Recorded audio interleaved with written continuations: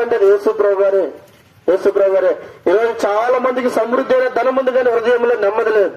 సమృద్ధిగా ఉంది కానీ సంతోషం లేదు. చాలా మందికి తెలియని ఏర్పు, చాలా మందికి తెలియని వేదన పట్టి పీడిస్తా ఉంటాం.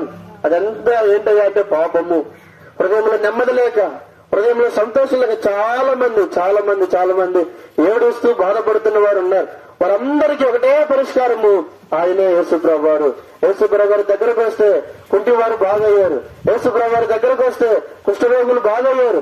యేసుప్రభు గారి దగ్గరకు వస్తే గుడ్డి వారికి చూపునిచ్చాడు. యేసుప్రభు గారి దగ్గరకు వస్తే ఎలాంటి బలహీనత పడిన అటువారినైనా, దైవములు పట్టిన వారినైనా యేసుప్రభు వారు బాగు చేశాడు. యేసుప్రభు వారిలో, యేసుప్రభు వారి నామములో, యేసుప్రభు వారి రక్తంలో అంత శక్తి ఉంది కనుక మీరు నమ్మాలి అని ఈ యొక్క సాయంత్రకాల సమయంలో ఆ ప్రేమామేడు గురించి తెలియజేస్తా ఉన్నాం. కనుక యేసుప్రభు వారిని నమ్ము, అప్పుడు నీవు నీ ఇంటి వారిని రక్షణ పొంది నిత్య రాజ్యంలో వారసులుగా ఉంటాయి.